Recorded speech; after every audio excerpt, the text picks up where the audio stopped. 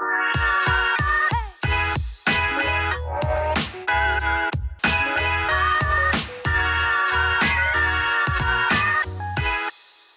tal, Manuel? ¿Cómo estás? Bienvenido. Muy bien, Pancho, muchas gracias por la invitación. Hoy es un honor tenerte aquí y te agradezco mucho tu tiempo. Y bueno, pues al final un saludo a Santiago de Chile, que ya estás por allá. Gracias por el saludo. Sí, acá en Santiago ya preparándonos para el verano que se nos viene. Perfecto. Manuel, me gustaría que te presentes quién eres y a qué te dedicas, cuál es el giro de la organización y cuántos colaboradores tienes. Hola, yo soy Manuel Suárez, de Santiago de Chile, como decía Pancho. Hoy día participo de dos empresas, básicamente. Tengo mi empresa principal, que es una empresa de tecnología, que desarrollamos software y hacemos consultoría de productos financieros, donde nuestros principales clientes son los bancos y las instituciones financieras de Chile. Esa es como la empresa que tengo hace 14 años y en la cual partimos todos estos procesos de autogestión y todo este proceso de prueba y error de empoderar a la gente en su crecimiento y en el crecimiento de la organización. Por el lado mío, yo emprendedor y empresario de corazón, ya hace 14, 15 años emprendiendo, siempre buscando formas nuevas de construir empresas y de relacionarnos con la gente y nuevas formas también de tener una empresa más viva y mucho más resiliente en los tiempos actuales. Eso es un poco la introducción rápida de en qué Ok, estoy ahora. gracias, Manuel. ¿Y cuántos colaboradores tienes en la empresa? Son aproximadamente 20 ahora. Siempre fluctuamos un poco alrededor de 20, 30 personas. Depende un poco de la coyuntura de proyectos que se estén trabajando y eso. Ya, bien. Y Manuel, ¿cómo llegas tú a la autogestión? La historia es bien, o sea, es más o menos larga, voy a resumirla un poco. Mi oficina tiene 14 años, nosotros partimos en 2007. En una primera etapa, esta empresa de tecnología hacía trabajos bastante técnicos y simples desde el lado de la tecnología y de a poco lo que nos dimos cuenta al final es que nos gustaban los retos un poco mayores y nos fuimos especializando más, haciendo tareas más o procesos más complejos. Y en esa reinvención al final y especialización, empezamos a probar nuevas formas de organizar, ¿no? Entonces, más o menos el año 2013, 2014, probamos con una estructura bastante vertical, con roles definidos, jefatura y procesos por sobre las personas, yo diría al final. Y esa estructura nos resultó bastante mal. Ese año tuvimos unas pérdidas bien grandes y fue complejo al final sobrellevar esta oficina y ese tipo de estructura. Por otro lado, yo estaba bastante colapsado, con poco tiempo, gastaba todo el tiempo al final tratando de asignarle tareas al resto y ver qué hacía el resto de la gente, y eso era bastante demandante. Al final era controlador de la agenda de prácticamente todo el resto. Y a fines de ese año, más o menos, eso debe haber sido el 2015, empezamos a investigar formas nuevas de organizarnos o cómo un poco dábamos vuelta a estos números negativos, lo que estaba pasando con la oficina. Y a principios del 2016, un poco por decisión mía porque gran parte de la oficina, o sea, la oficina se vio bastante reducida, mucha gente salió, producto de que estábamos con malos números, y forzamos este cambio, bueno, que es lo opuesto a toda esta estructura vertical, hagamos una estructura mucho más horizontal, casi de golpe, y veamos de manera natural cómo nos vamos organizando. Nunca fue con una lectura previa ni porque lo vimos en alguien más, sino que de manera un poco natural quisimos probar lo opuesto a lo que no nos había resultado. Ahí fuimos bastante extremistas, eliminamos los cargos y se eliminó un poco toda la estructura vertical, y la idea era ver al final lo que cada uno fuera viendo más o menos cuál era el ajuste o en qué parte de esta nueva oficina le hacía sentido estar. Eh, y empezaron a cambiarse ciertos roles, algunos que tenían un rol desde el lado más técnico, se dieron cuenta que tenían más habilidades comerciales y les gustó un poco más la relación con los clientes y se fueron perfilando para ese lado. Y de a poco fuimos construyendo esta nueva oficina donde éramos menos personas por un lado y también éramos más conscientes del rol que teníamos o del rol que fuimos descubriendo dentro de esta nueva empresa. Y fuimos de a poco trabajando en eso. Primero eran equipos como autoorganizados, diría yo, que básicamente definíamos nosotros mismos cómo organizarnos, pero todavía la, la gestión o lo que tenían que realizar generalmente venía desde alguien más. Eso fue como la primera etapa. Y de a poco fuimos avanzando en esto mismo y construyendo en conjunto y llegamos a una estructura que en el fondo no solamente se auto-organizaba por un lado, sino que también se autogestionaba en otras cosas y empezaba a tomar decisiones sobre las propias directrices que tenía que seguir. Estoy hablando de un lapsus de esto de un par de años, no fueron minutos.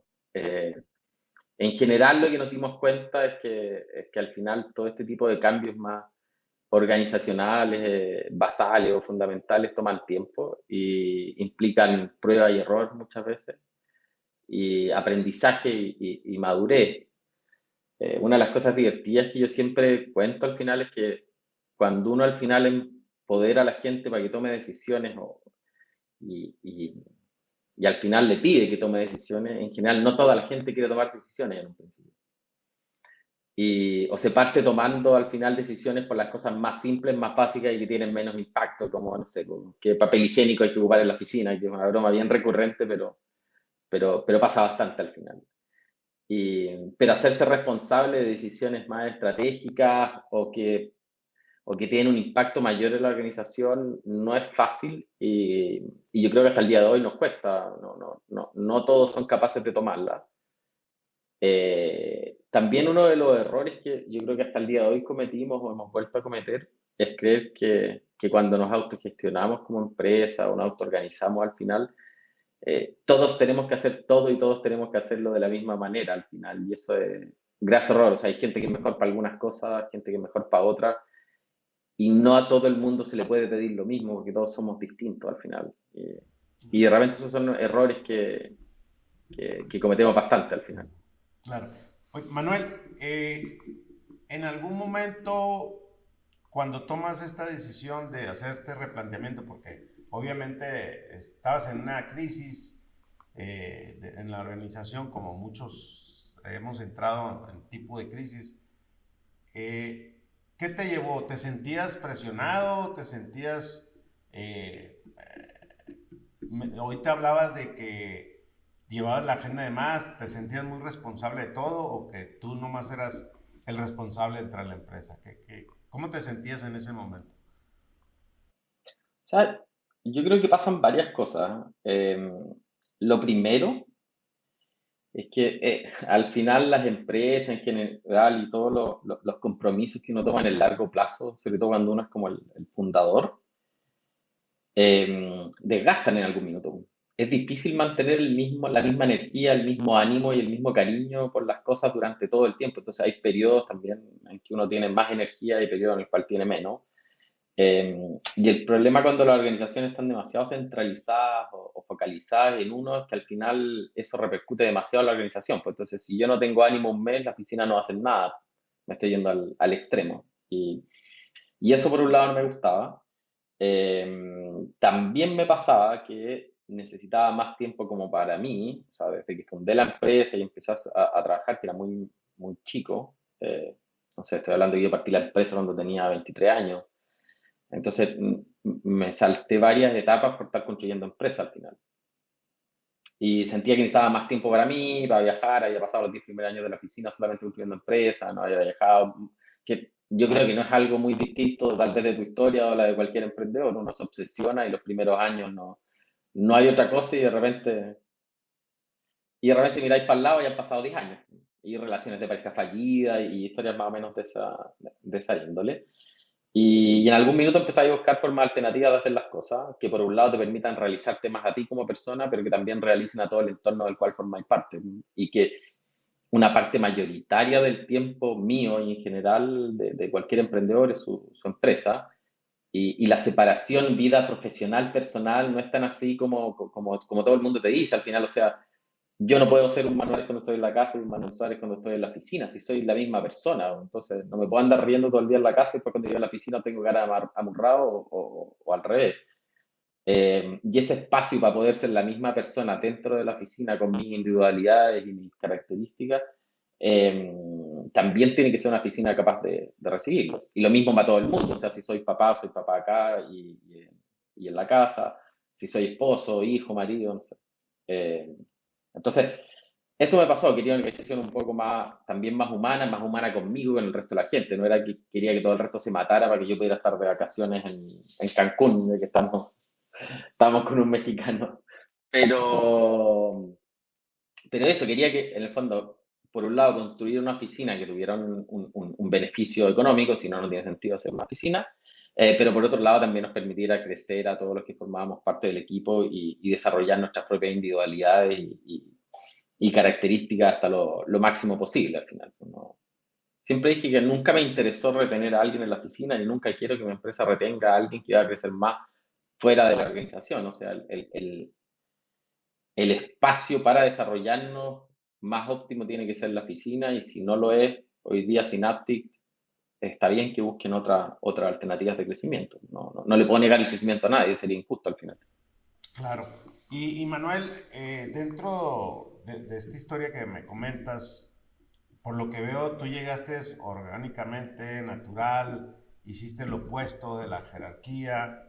Eh, para ti, ¿cuál es la base por dónde inicias? Y para hacer una empresa autogestionada, para ti, ¿cuáles son los principios que pensaste o que tienes establecidos actualmente?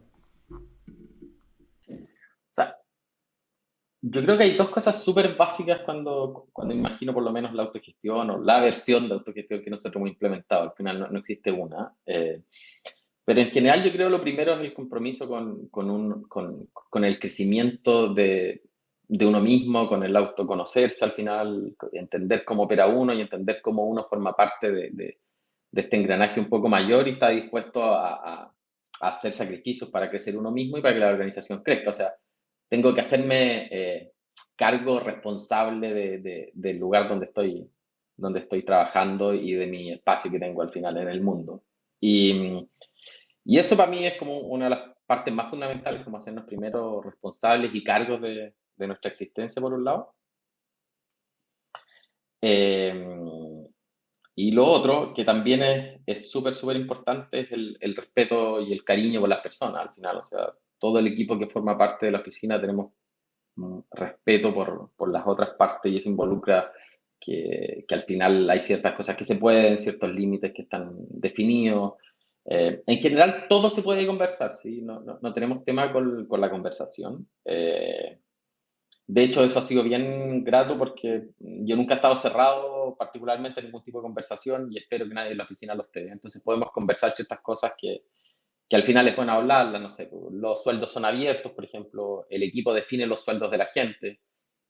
Yo creo que 3 años que no veo sueldos en general.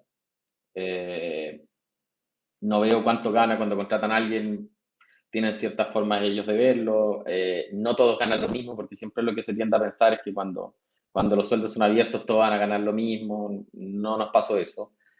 Tampoco pasó que haya envidia, generalmente los que ganaban menos, por ejemplo, o ganan menos, tienden a tratar de ver qué es lo que aporta el otro de manera adicional que hace que tenga un mayor o paguen más o la organización lo valore dándole un mayor beneficio económico.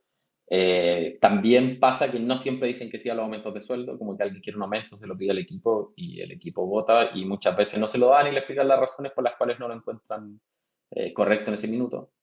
Eh, y dentro de este proceso de crecimiento y aprendizaje que hablábamos, la gente también se tiene que hacer responsable de su propio crecimiento. Entonces, si alguien quiere ganar más, por ejemplo, en cuanto a sueldos bajos, él tiene que presentar el caso idealmente. Eh, Así que eso te diría yo, o sea, hacerse en el fondo, por un lado, consciente y responsable del crecimiento propio y de la organización y de las decisiones que uno toma y el impacto que tiene. Y por otro lado, también basarse harto en el respeto hacia los demás y hacia las personas y no actuar de mala fe, pero también hemos cuidado mucho eso y siempre al final uno de las grandes quejas que siempre hay contra las empresas es que al final la dicotomía de poder, pues, en el fondo tenía la empresa y un poco al empleado y siempre se cree que el nivel de poder que tiene la empresa o ejerce contra el individuo en sí es mucho mayor, el de la empresa. Pero hay ciertas formas de ir equiparando eso, pues, es empoderarlos con su rol, con que sepan al final la importancia que tienen por la organización, cuál es el aporte que hacen, hacer como cosas más explícitas. Y también otra cosa interesante que hicimos para eso mismo fue darles, por ejemplo, indemnización a todo evento, o sea, si alguien renuncia o lo despedimos como empresa, le pagamos exactamente lo mismo. Con eso fomentamos al final que la gente que realmente está en la organización esté porque quiere estarlo y si alguien no quiere estar, busque su espacio en otro lugar o ¿cómo se llama esto? Y renuncie. Qué Entonces, interesante esa parte, ¿no? O sea, si alguien renuncia, lo indemnizan como si lo hayan despedido. O sea, tienen como esa parte de facilidad para, como este principio que tienes. O sea, los que estén y que realmente disfruten la organización. Por otro lado, me gustaría que me comentaras ¿qué tan importante es la educación y la cultura dentro de la organización para que esto se establezca como los pilares fuertes? o sea, yo creo que es fundamental. Es súper importante al final porque al final todos estos procesos es mucho de aprendizaje, de conocimiento, de prueba y error, de cómo alguien te transmite, cómo se hace el aprendizaje un poco en aprendiz maestro o al final de figuras que ya tienen experiencia en como, por ejemplo, la toma de decisiones, la orgánica de decisiones. Hay muchas cosas que no están tácitas o escritas, pero sí operan. No necesariamente todo tiene un procedimiento, pero las cosas igual funcionan. Y eso está mucho en la cultura de la empresa y en las mismas personas que la componen. Y el aprendizaje hacia los nuevos opera de esa manera. Y también nos pasa que está por ejemplo, una de las cosas, una de las grandes fortalezas que tiene la oficina es todo el capital humano y las relaciones entre las personas y los lazos que se generan, ¿no es cierto? Y todo lo que eso construye. El problema fue que ahora con los tiempos de la pandemia la oficina siempre pudo operar remoto, o sea, había gente que trabajaba en otras partes, que viajaba, no había tema con eso, pero en general todo el mundo venía mucho a la oficina. Y ahora con pandemia y encierro y dificultad para juntarse, la oficina todavía nosotros no operan un 100% presencial y yo creo que no vamos a volver a esa modalidad, ya es difícil también. Se pierde mucha mística también. Se pierde mucho de esas relaciones humanas más afectuosas, la conversación más distendida, y eso nos ha costado bastante como retener un poco el espíritu y transmitirle ese espíritu a los nuevos cuando no está ese espacio físico al final que nos reunía a todos. Es distinto la dinámica de las reuniones o la presentación por Zoom y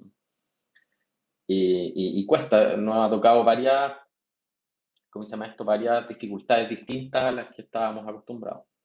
No así con la ejecución técnica de los proyectos o la construcción técnica, sino con cosas más humanas y ciertos rituales, por ejemplo. Más de integración, ¿verdad? Sí, Ahorita que comentabas, perdón que te interrumpa, sí, sí. me sucede lo mismo, ¿no? Y ayer lo comentaba yo en una reunión con mi equipo y les decía, bueno, nos hace falta esa integración física, ¿no? Yo al menos lo extraño igual que tú Y y se así es perdieron como muchos me siento. rituales. Por el lado de nosotros perdimos muchos rituales que nos dimos cuenta ahora, un año y tanto después, que eran muy valiosos. De hecho, por primera vez ahora en pandemia, por ejemplo, renunció harta gente de la oficina, no tanto, pero renunció un par de gente. Y en el fondo muchos de ellos renunciaron porque estaban un poco desmotivados, también estaban un poco más deprimidos, hay cosas coyunturales, no solamente son cosas de la oficina, pero es complicado mantener motivada a la gente en este espacio de revuelto y con poco, no sé, pues es difícil ver si alguien está con ánimo o no, si no te toca, no lo tenéis Claro. cerca para verlo. Entonces, eso también nos pegó y de a poco, bueno, nos hemos tenido que estar ajustando de nuevo, reorganizándonos eh, y buscando nuevas formas al final de relacionarnos y todo. También de eso se trata al final la autogestión, si no quiere decir que no vas a tener problemas, quiere decir que al final la única importancia es que alguien, o sea, la gran gracia es que nos tenemos que hacer responsables y conscientes de eso y ver cómo vamos resolviendo. hacia adelante en ese sentido. Claro. Y sobre todo en esta parte que comentas de adaptarnos y las herramientas que permite la autogestión como facilitar esta actividad. ¿Cuáles son los rituales que ustedes perdieron en esto, que eran, me imagino, parte de la cultura, ¿no? Perdimos dos, o sea, perdimos rituales formales y rituales informales. Voy a partir por los informales porque eran más entretenidos, pero teníamos hartos tipos de rituales, por ejemplo, de irnos a tomar un café, de salir un poco del espacio común de la oficina, no sé, pues ir a dar una vuelta caminando, tomándonos un café, hacíamos asados, por ejemplo, en la oficina, o íbamos a tomarnos un trago al lado de la oficina. Habían hartos de esos espacios que no nos dábamos cuenta, pero que tenían un gran valor a nivel de equipo y el equipo los fomentaba harto también. Eh, hacían más actividades de grupo, iban a hacer dinámicas, no sé, salían, iban a jugar, a correr karting, no sé, a hacer cosas de ese estilo. Y eso se perdió bastante. Prácticamente desapareció, recién ahora lo estamos retomando. Y por otro lado, perdimos cosas como más, ¿cómo se llama esto? Como más formales, que no sé, pues teníamos reuniones, por ejemplo, como de coordinación de equipo, para ver cómo seguíamos construyendo, pero al final un poco con esto de Zoom pasó que se volvieron medio tediosas también. Pasamos todo el día en reuniones con Zoom entre clientes, entre todo el mundo y al final como que ya nadie quiere seguir con un Zoom y un poco las fuimos parando, los varios de esos se fueron cortando y haciéndolas menos seguido al final. Porque pasaban a ser medio desgastantes también. Eso por un lado también perdimos. ¿Qué otras cosas? Bueno, teníamos, por ejemplo, ciertos rituales ya más propios tal vez del desarrollo de software, pero stand-up meeting bien cortitas de actualización de contenido que ya no hacía tanto sentido que fueran remotas, como que fuimos perdiendo un par de cosas y otras las tuvimos que reinventar. Pasaron de ser en la mañana a ser en la tarde, por ejemplo, cosas así. Pero básicamente ese tipo de cosas, como más por un lado, todas estas actividades sociales que no son eh, tan formales, pero que sí fomentamos harto en la oficina, ir a La almorzar, por integración. ejemplo, claro, de integración. Sí. La oficina también se hacía cargo, no sé, pues les pagaba almuerzo a la gente, cosas de ese estilo, entonces se fomentaba harto el equipo, esas se perdieron. Y perdimos también unas mucho más formales, como de reuniones para ver reuniones de crecimiento, para ver cómo crecíamos, para ver eh, cómo gestionábamos como tareas más importantes del equipo, varias de esas cosas eh, las fuimos un poco, se fueron perdiendo y ahora ya que estamos volviendo a una orgánica más Claro. normal o dinámicas más normales, estamos buscando retomarla. Hacíamos un paseo una vez al año para ver los objetivos del año siguiente, eso también lo tuvimos que postergar 2 años. Claro. Sí, totalmente una diferencia, ¿no? En esta pandemia. Manuel, una pregunta. Tú eres el dueño o el accionista de la empresa y tú te sientes que perdiste poder o el rol de dueño en la colaboración no existe. ¿Cómo lo manejas tú en la organización? Buen punto. Pasa harto, eso, de hecho, lo hablo con amigos, que la gente cree que al final entregar responsabilidad y empoderar a la gente es como automáticamente perder poder. Pero al final es un tema de ego también, pues uno no construye una oficina para tener poder, tú construyes una oficina para que sea la mejor oficina que puede hacer, entonces al final es una por otra. Yo creo que en realidad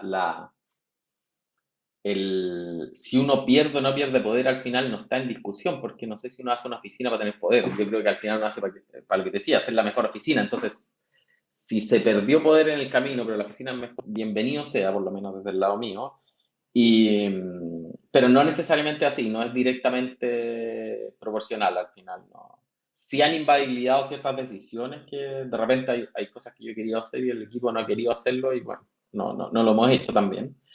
Eh, pero en general lo que pasa es que o sea, cuando la gente está empoderada también y todo el mundo quiere participar de las decisiones, eh, más que eh, yo creo que más que perder poder al final, es empoderar a la gente para que siga sus propios caminos y la oficina avance, ¿no? No lo he sentido como tal. yo creo que sí puede ser que tenga menos, porque hoy día podrían bloquear ciertas decisiones mías y cosas de ese. Entonces, en estricto rigor ya no es una dictadura, si uno lo quiere ver así. Pero, pero no por eso somos una peor empresa al final. Ok. Y Manuel, en esta parte que hayas tenido una experiencia, una iniciativa tuya y de cierta manera que el grupo no haya aceptado, ¿tienes alguna experiencia que nos puedas compartir? Y sobre todo que te haya dolido el ego, ¿no? Digas, y yo quería esto y mi equipo no aceptó. Me pasó, o sea, no sé si tanto me dolió el ego. Como que en general lo que pasa es que o sea, más que ególatra, yo soy porfiado.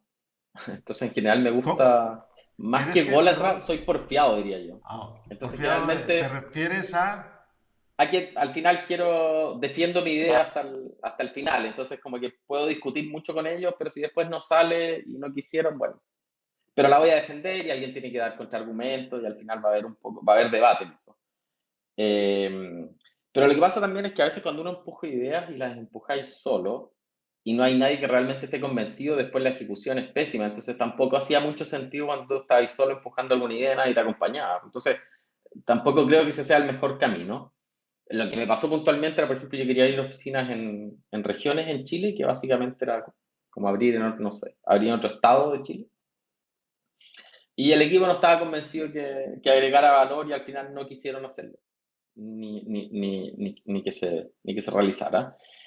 Y bueno, yo traté de defender de por qué me parecía que era importante, había un tema de integración, o sea, de crecimiento país también y potenciar a las regiones, pero al final no se hizo.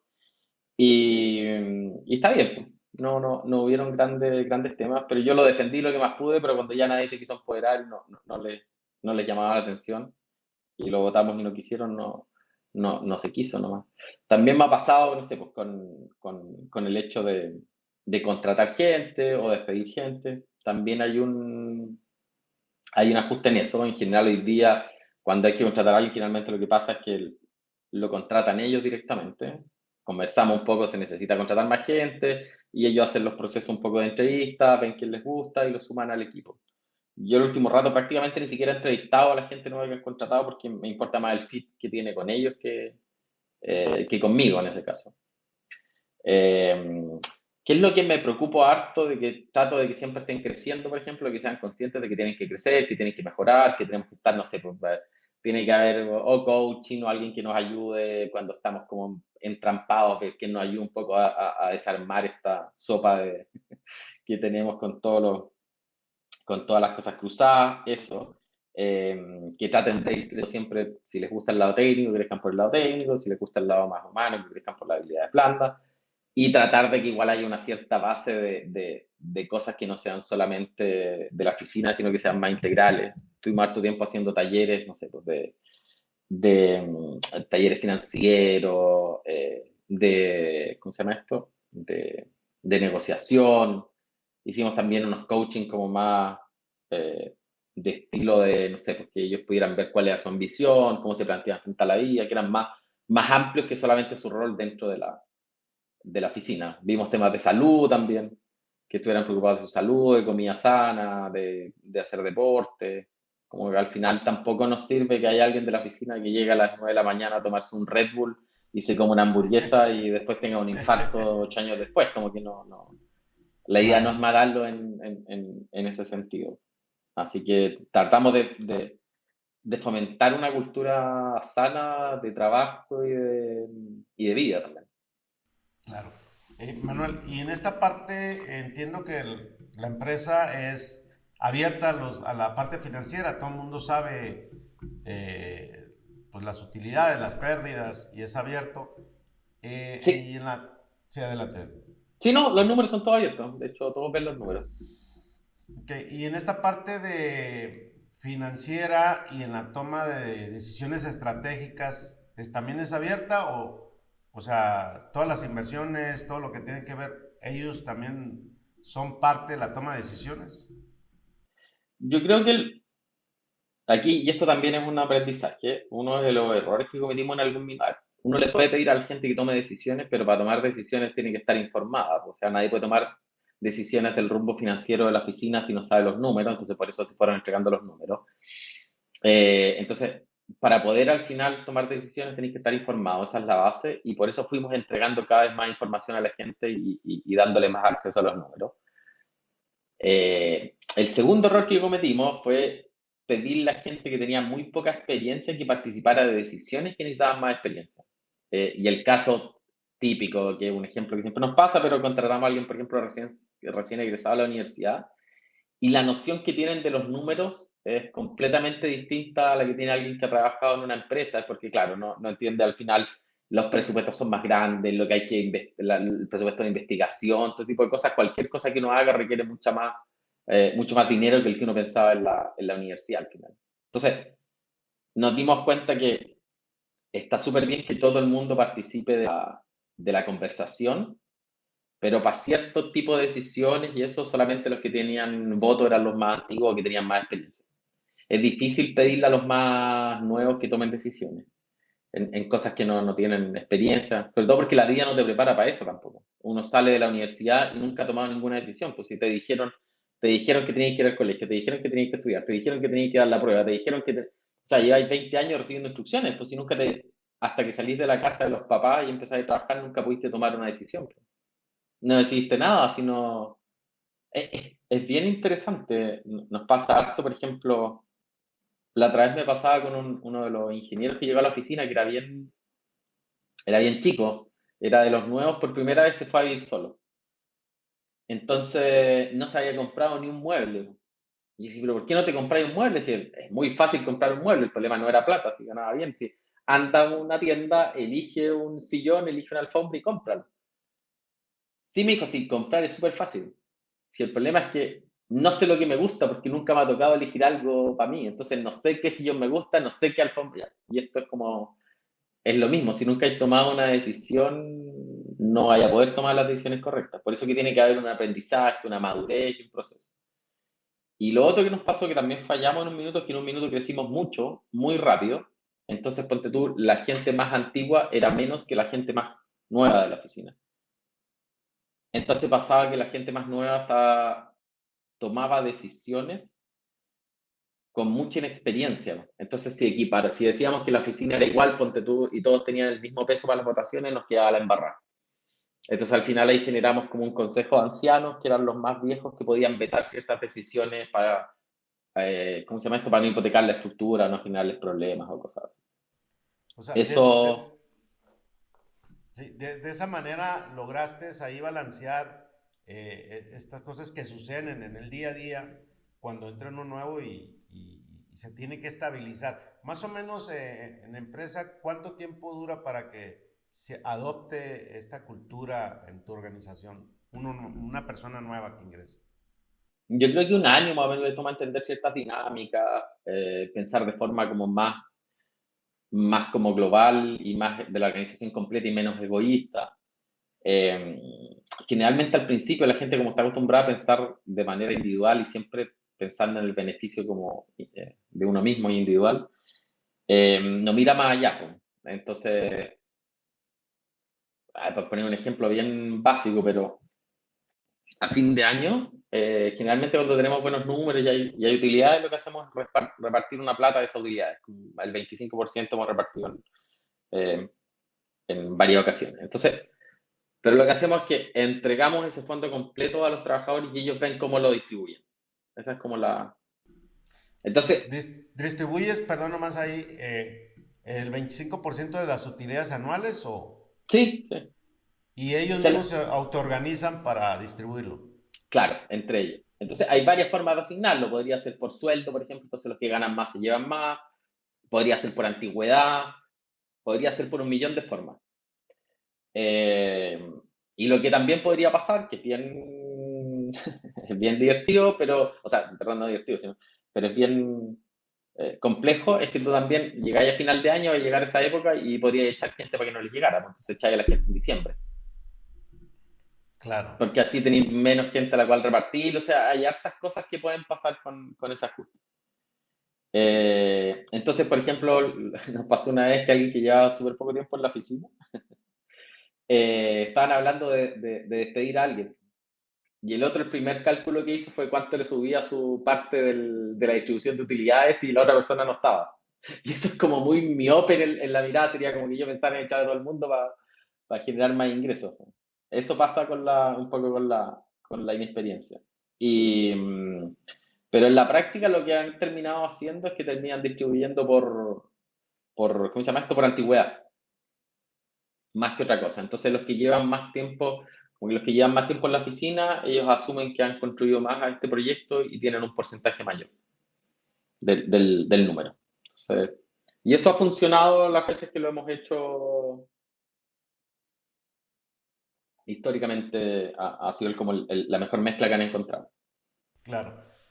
Hace un momento hablabas de que tienen una forma de asignarse su salario. ¿Cómo es que lo hacen actualmente? Hay dos cosas. Una es cuando alguien, o sea, cuando contratamos a una persona nueva, cuál es el sueldo que va a ganar esa persona, y la otra es cuando alguien ya está dentro de la oficina y le subimos el sueldo. Eh, Cuando contratan a personas nuevas, el mismo equipo los entrevista, ¿no es cierto? Una cierta parte del equipo los entrevista, se le pregunta a la persona cuánto quiere, cuál es el sueldo que quiere. Si el equipo está de acuerdo, le acepta el sueldo y si no, le hacen una contraoferta. Generalmente esa contraoferta a veces es hacia arriba o es hacia abajo. A veces le han ofrecido menos plata y a veces más. De repente llega gente como que pide mucho menos de lo que debería ganar y le han ofrecido más sueldo que el que pidió también. No siempre ha sido a bajarlo, también ha sido hacia arriba. Entonces eso es súper sano. Y el primer aprendizaje que tuvimos acá, que es bien interesante, es que la gente de estratos socioeconómicos más altos, cuando contratamos a un ingeniero de un estrato socioeconómico más alto, siempre pide más plata que lo que pide alguien que viene de un estrato socioeconómico más bajo. Y la razón de diferencia, ponte tú, voy a tirar un número, pero una vez, por ejemplo, contratamos a un ingeniero que venía de regiones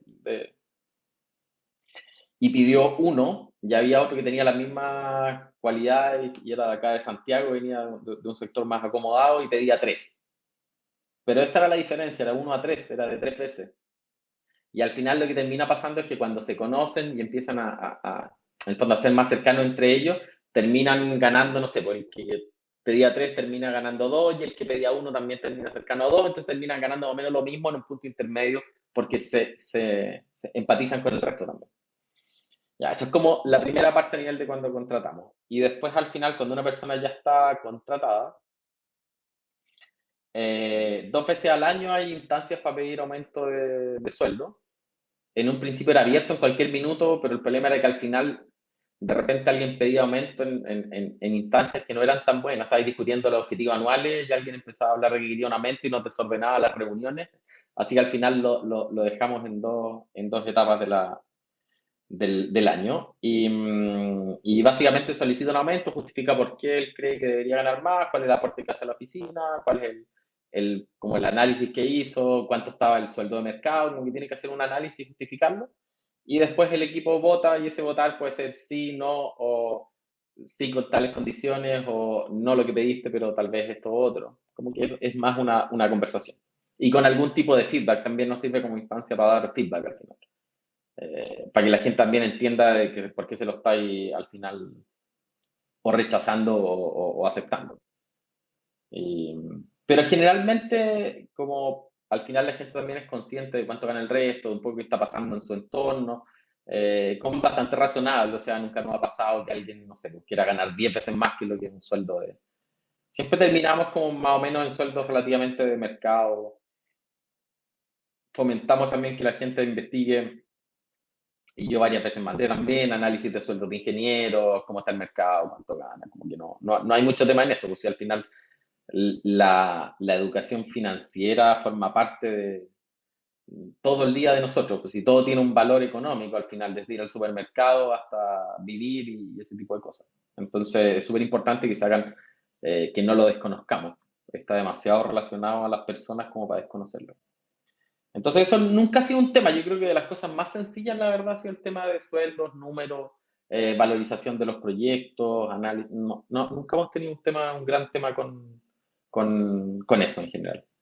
Claro. para nada. ¿Y cómo evitas que ponga en riesgo las finanzas de la empresa? A ver, no sé si algún día pasó que todos quieren ganar el sueldo más alto o mucho y entonces las finanzas de la empresa no estén balanceadas. O sea, pasan varias cosas. Una es que como saben los números, cuando saben que los números no están bien, generalmente no piden aumento. En el fondo tienen claridad sobre los números que tiene la oficina, sobre las proyecciones, sobre los flujos, todo ese tipo de cosas, son bastante conscientes. Entonces, como que genera, yo creo que no nos ha pasado que tomen alguna decisión financiera que hipoteque la estructura, que sería un poco lo que dices tú. Independiente de eso, igual está este consejo de ancianos que te decía yo que podría vetar ese tipo de cosas. De hecho, su rol es ese, pues si encuentran que van a hacer algo que es ridículamente malo, que nos podría dejar a todos en la calle, lo van a vetar. Ok. Y, y esta parte del tema financiero, cuando te va un año muy bien en la empresa y hay muchas utilidades, también es común que en la organización saben que hay dinero, también tienen la libertad de decir, pues aquí hay, ahora sí nos vamos a subir el salario. ¿Qué haces cuando sucede eso? Eh, es que si la petición, porque al final todo esto son conversaciones, no tengo una respuesta hasta, o sea, generalmente me pasaba al principio, yo creo que le pasa a todo el mundo, es que uno es demasiado reticente a las conversaciones, entonces uno va predispuesto con cierta visión. Entonces, cuando alguien llega y dice, oye, quiero hablar contigo por mi sueldo, uno al tiro como que se pone un escudo. Y en general puede ser que la pedida sea razonable. Entonces, hoy día, más que tener todas las respuestas, estamos abiertos a escucharlo y saber qué es lo que nos quiere proponer. Y en una de esas tiene sentido. Sabéis que, no sé, quiero ganar 3 veces más que lo que gano ahora porque propongo esto y esto. Y una de esas nos propone un plan que hace sentido. No, a priori no.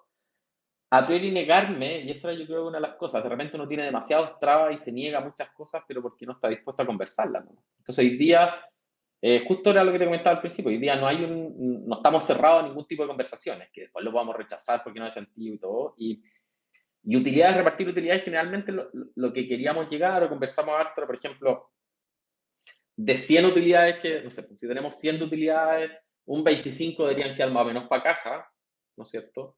Un 25 debería quedar como para I+D, para investigación y desarrollo, para seguir construyéndose, el presupuesto con el cual, no sé, pues, investigamos productos, hacemos cosas. Y después el otro 50% lo que hacemos es decir, ya, la mitad de esto debería ir, un 25% debería ir a los trabajadores y otro para los stakeholders o los accionistas, y al final con eso también lograr un poco equiparar a estos dos mundos que se tienen que entender entre ellos. Y eso no estaba, eso es como lo último a lo que hemos llegado y estaba funcionando. Bueno, ahora el último año tuvimos pérdidas, con un poco la pandemia no fueron buenos los números el último año, entonces al final ha sido un poco distinto por ese lado. Eh, pero esa es la mezcla que no estaba funcionando hasta prepandemia, digámoslo así. Claro. Y Manuel, ¿qué riesgos tú ves o tuviste y vaya y hayas tenido con la autogestión, amenazas en tu experiencia? Yo creo que son las mismas, o sea, no es la autogestión es la que genera el problema y tampoco es la empresa tradicional. O sea, si uno se fija, hay empresas autogestionadas que son exitosas, hay empresas, ¿cómo se llama esto?, que son verticales y súper verticales que son exitosas. Entonces, yo creo que los riesgos son comunes para cualquier organización al final y las cosas que le resultan a una tal vez no le van a resultar a la otra.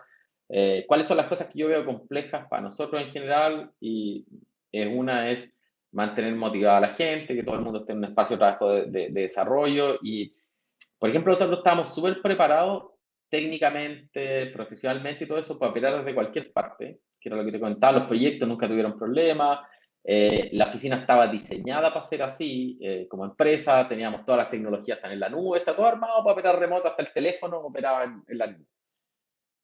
Claro, pero no nos dimos cuenta del valor que tenía para nosotros estos espacios de conversación más humanos y eso hicieron que el equipo estuviera bien desgastado un tiempo. Entonces, y nos costó volver a recuperar, o sea, volver a motivar a la gente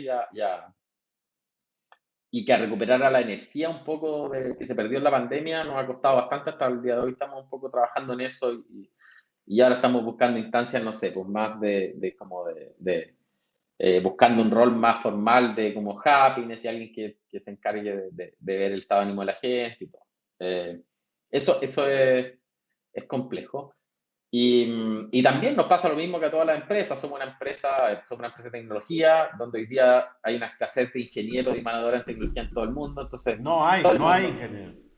Entonces, la competencia para reclutar gente es horrible. También cuando nos han levantado ingenieros, no sé, pues una vez nos levantaron a un ingeniero desde Estados Unidos y le pagaron 5 veces más. Entonces, es difícil competir de esa manera. Es mucha la diferencia, y como nosotros somos empresa consultora de construcción de software, tampoco puedo pagar ese monto, porque era lo que decías tú. Entonces tengo los mismos riesgos que tiene una empresa más vertical. En el fondo, si no estoy un poco creciendo siempre, si no estoy buscando mejores clientes, si no estoy al final innovando y generando nuevo valor y haciendo que mi gente también esté creciendo y esté con retos nuevos, eh, aunque sean autogestionados, vertical o como sea, se van a aburrir. Pues, sí, entonces no creo que sea tan distinto el escenario. Lo que sí yo encuentro que es una fortaleza desde el lado de nosotros, por lo menos, es que esta empresa autogestionada y todo eso, y todo lo que se involucra, está mucho más preparada para mutar rápido, por ejemplo. Somos un organismo vivo mucho más, que responde mucho más rápido a los estímulos. Las empresas tradicionales en general lo que pasa es que te demoráis mucho más en reaccionar que en cambios del mercado. Una empresa más vertical, porque tiene que escalar en la organización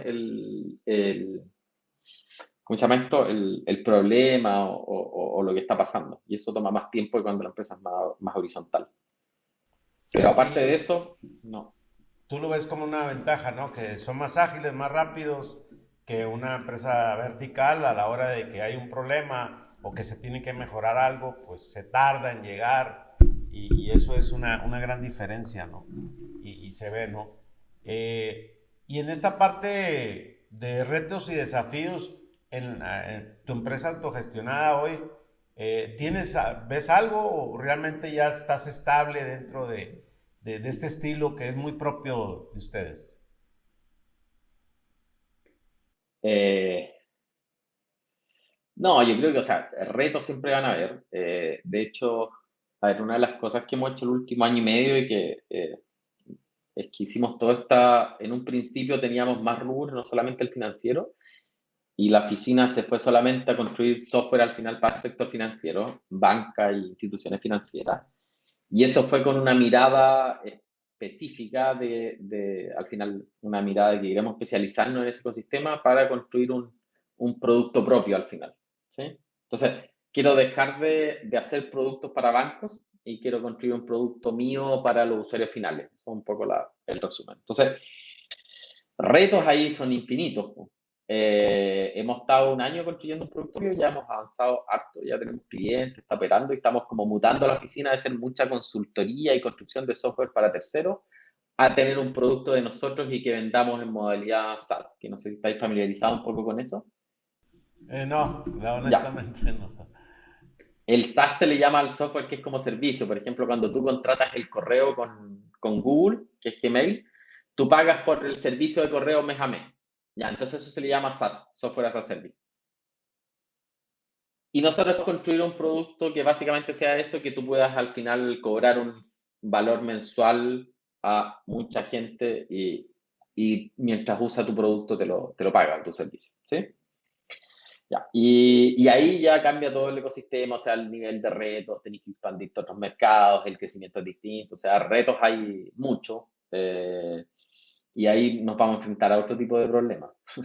Irse a otros mercados, otras culturas, ver cómo esto interactúa con una estructura más distribuida, con más gente, hasta cuándo podemos escalar, cuánto podemos crecer y es razonable o para no perder la cultura, o se puede crecer hasta un número infinito. Son cosas que todavía no nos han pasado, entonces como que no lo tengo claro. Lo que hemos, bueno, un poco lo que trató de ejemplificar el libro de la Lux y que nosotros lo leímos mucho después de estar autogestionados, entendimos hartas cosas cuando leímos el libro de cómo operábamos pero no, por el libro no empezamos a operar de esa manera, sino que el libro nos sirvió para entender ciertas cosas y eso fue el gran aporte para nosotros, por lo menos del libro.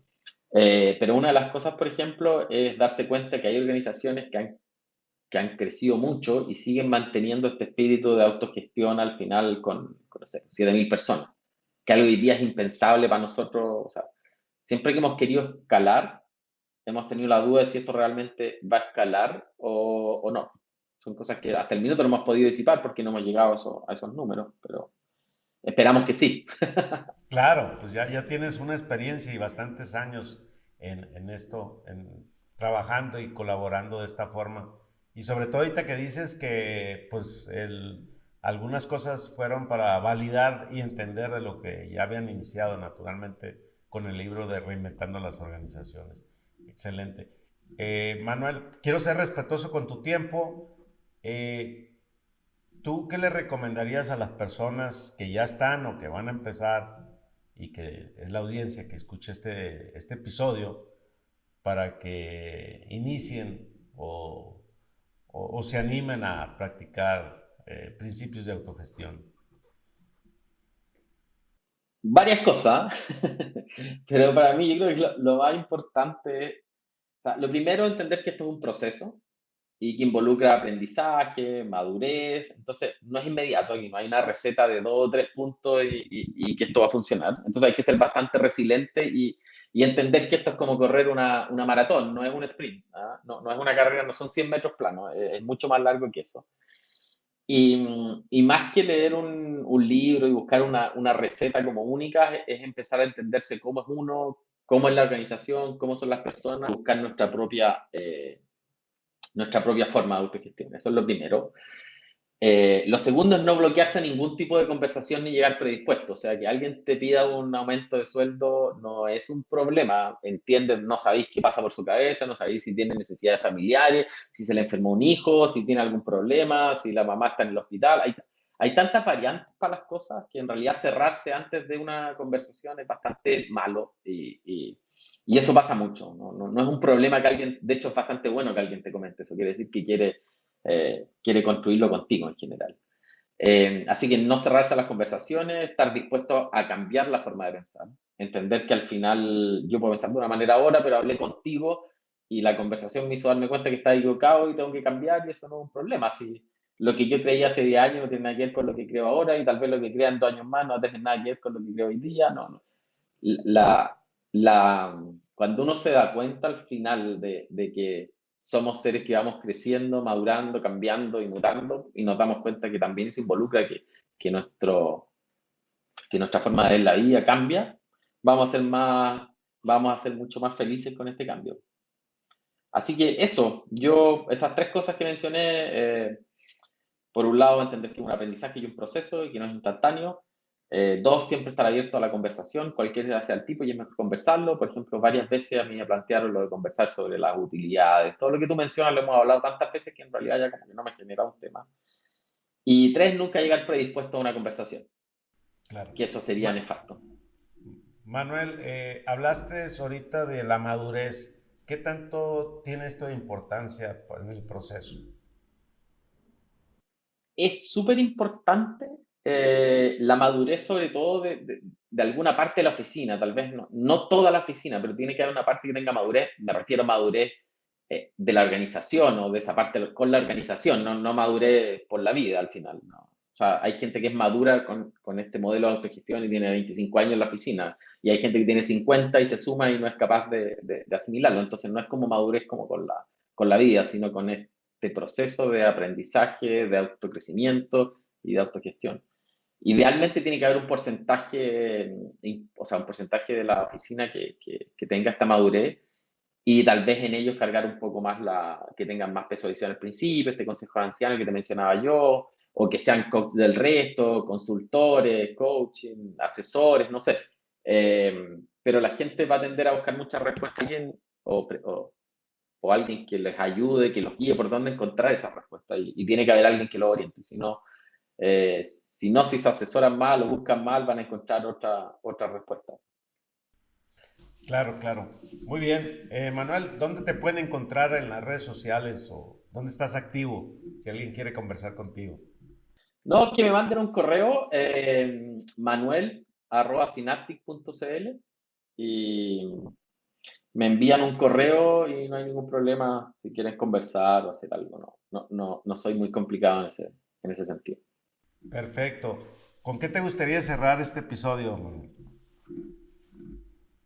Eh, yo creo que me gustaría cerrarlo con lo mismo al final. Bueno, un comentario final es la autogestión y todo este proceso de aprendizaje, autocrecimiento. Es como, véanlo al final como el mismo proceso que es de vida de uno mismo. Al final no es algo inmediato, no sé. Uno todos los días lucha por ir al gimnasio, para estar más saludable, por comer más sano.